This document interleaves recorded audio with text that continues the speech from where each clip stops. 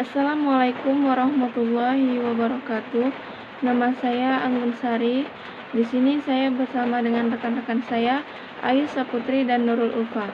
Kami mahasiswa IAIN Langsa, jurusan Bimbingan dan Konseling Islam. Video ini kami buat untuk pemenuhan tugas mata kuliah model-model konseling yang diampu oleh Ibu Sabrida M. Ilyas MPD. Baiklah, hari ini kami akan membahas tentang TRE, yaitu terapi rasional emotif, yang mulai dikembangkan di Amerika pada tahun 1960-an oleh Albert Ellis. Beliau adalah seorang dokter dan ahli dalam psikologi terapeutik dan juga seorang eksistensialis, sekaligus seorang neo-Freudian. Nah, menurut Ellis, berpandangan bahwa rasional emotif terapi ini merupakan terapi yang sangat komprehensif yang menangani masalah-masalah yang berhubungan dengan emosi, kognisi, dan perilaku. Rasional emotif adalah teori yang berusaha memahami manusia sebagaimana adanya. Manusia adalah subjek yang sadar akan dirinya dan sadar akan objek-objek yang dihadapinya. Manusia adalah makhluk berbuat dan berkembang dan merupakan individu dalam satu kesatuan yang berani. Manusia bebas berpikir, bernapas, dan berkehendak. Yang dimaksud dengan konseling RET atau yang lebih dikenal rasional emotif behavior therapy adalah konseling yang menekankan dan interaksi berpikir dan akan sehat, perasaan, perilaku. Bahwa teori ini menekankan bahwa suatu perubahan yang mendalam terhadap cara berpikir dapat menghasilkan perubahan yang berarti dalam cara berperasaan dan berperilaku. Menurut pengakuan Ellis sendiri, cara konseling rasional emotif terapi berasal dari aliran pendekatan kognitif behavioristik. Menurut Ellis berpandangan bahwa rasional emotif terapi ini merupakan terapi yang sangat komprehensif yang menangani masalah yang berhubungan dengan emosi, kognisi, dan perilaku. Ketika berpikir dan bertingkah laku rasional, manusia akan efektif, bahagia, dan kompeten. Ketika berpikir dan bertingkah laku irasional, individu itu menjadi lebih efektif. Pandangan pendekatan rasional emotif tentang kepribadian dapat dikaji dari konsep-konsep kunci teori Albert Ellis. Ada 3 pilar yang membangun tingkah laku individu, yaitu yang pertama antecedent event, yang kedua ada belief, dan yang terakhir emotional consequence. Selain itu juga Ellis dapat menambahkan seorang terapis harus melawan disput keyakinan-keyakinan irasional itu agar kliennya bisa menikmati dampak-dampak efek psikologis positif dari keyakinan-keyakinan yang rasional. Sebagai contoh, orang depresi merasa sedih dan kesepian karena dia keliru berpikir bahwa dirinya tidak pantas dan merasa tersingkir. Padahal penampilan orang depresi sama saja dengan orang-orang yang tidak mengalami depresi. Jadi, tugas seorang terapis bukanlah menyerang perasaan sedih dan kesepian yang dialami orang depresi, melainkan menyerang keyakinan mereka yang negatif terhadap diri sendiri. Walaupun tidak terlalu penting bagi seorang terapis mengetahui titik utama keyakinan irasional tadi, namun dia harus mengerti bahwa keyakinan tersebut adalah hasil pengondisian filosofis, yaitu kebiasaan-kebiasaan yang muncul secara otomatis, persis seperti kebiasaan kita yang mengangkat dan menjawab telepon setelah mendengarnya berdering. Konsep selanjutnya adalah proses berpikir. Menurut pandangan pendekatan rasional emotif terapi ini, individu memiliki 3 tingkatan berpikir, yaitu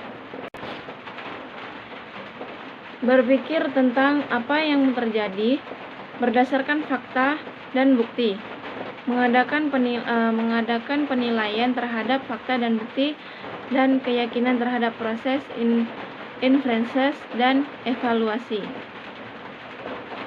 Albert Ellis berpendapat bahwa yang menjadi sumber terjadinya masalah emosional adalah evaluative belief, yang dikenal dengan istilah REBT, adalah irrational belief, yang dapat dikategorikan menjadi 4, yaitu yang pertama demands atau tuntutan, yang kedua arousal, dan ketiga low frustration tolerance atau LFT, dan yang terakhir global evaluation of human worth.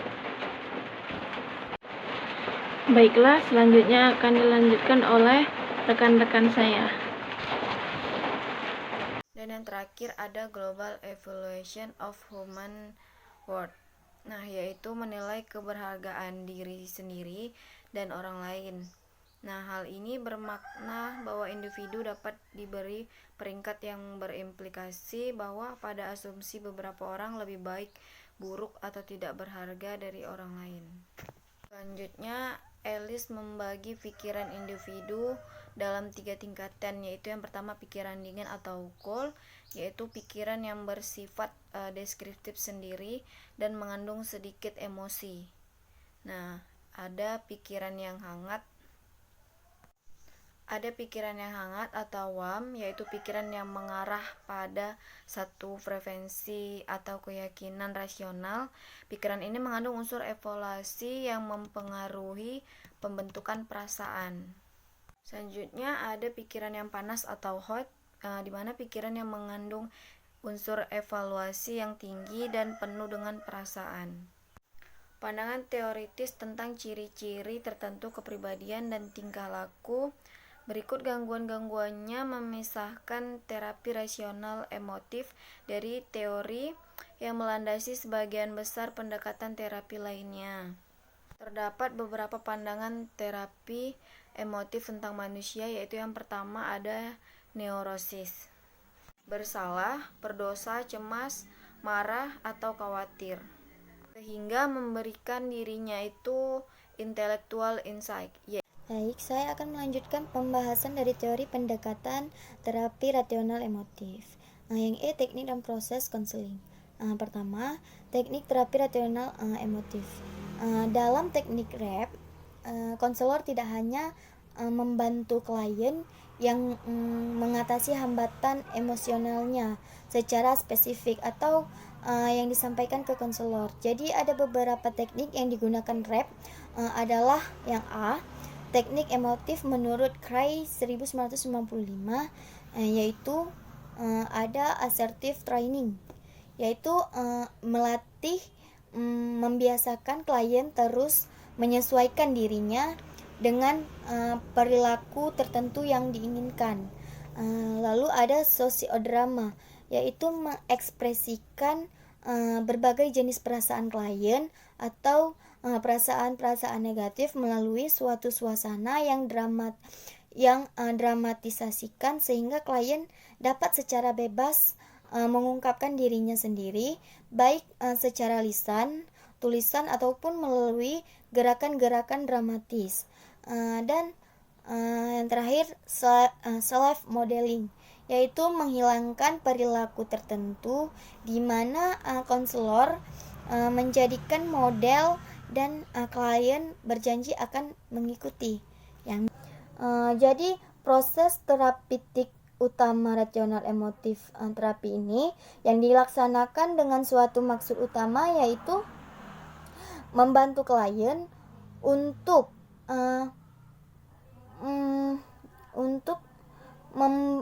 membangunkan diri dari gagasan yang tidak logis dan untuk belajar gagasan yang logis sebagai penggantinya. Tadi di proses terapeutik rasional emotif ada beberapa langkah. Yang pertama, yaitu menunjukkan kepada klien bahwa masalah yang dihadapinya berkaitan dengan keyakinan irasionalnya, karena agar klien mencapai kesadaran. Jadi terapis di dalam ini mendorong, membujuk, dan suatu saat bahkan memerintah klien agar terlibat dalam kegiatan yang akan bertindak sebagai agen-agen kontra propaganda seperti itu. Itu langkah kedua, membawa klien ke seberang tahap kesadaran dengan menunjukkan bahwa dia sekarang mempertahankan gangguan emosional untuk tetap aktif dengan terus menerus berpikir secara tidak logis dan dengan mengulang-ulang kalimat-kalimat yang mengalahkan diri dan yang mengenalkan pengaruh masa kanak-kanak seperti itu. Pengalaman utama klien dalam rational emotive therapy adalah untuk mencapai pemahaman. Jadi rational emotive therapy bersumsi bahwa pencapaian pemahaman emosional oleh klien atas sumber-sumber gangguan yang dialaminya adalah bagian yang sangat penting dari proses terapeutik seperti itu. Jadi yang dimaksud terapis yang bekerja dalam kerangka rasional emotif fungsinya berbeda dengan kebanyakan terapis yang lebih konvensional, karena rasional emotif terapi pada dasarnya adalah suatu proses terapeutik kognitif dan behavioral yang aktif dan direktif seperti itu. Baik, jadi kesimpulannya terapi rasional emotif adalah suatu bentuk terapi behavioral yang berorientasi pada kognitif. Jadi terapi rasional emotif telah berkembang menjadi pendekatan yang komprehensif dan efektif yang memberi tekanan pada berpikir, memberi penilaian, memutuskan, terus dan berbuat. Jadi pendekatan ini tetap mempertahankan kualitas yang sangat deduktif dari Ellis, dan pada dimensi kognitif serta perasaan. Terapi rasional emotif menaruh tingkat kepedulian yang sama. Jadi dimulai dari tingkat emosi dan perilaku. Klien yang terganggu dengan pendekatan ini mengungkapkan dan mempertanyakan pikiran yang menciptakan semuanya secara langsung. Meskipun terapi rasional emotif berasumsi bahwa kita ada behavioral yang berorientasi untuk berpikir lurus atau kecenderungan untuk berpikir tidak lurus. Jadi dan faktor lingkungan membuat sulit mereka untuk menghindar dari kepercayaan terhadap keyakinan irasional yang menjadi akar dari masalah dalam berpikir. Jadi merasakan dan berperilaku agar dapat memblokir pikiran yang sifatnya mengalahkan diri sendiri, yaitu terapi. Terima kasih.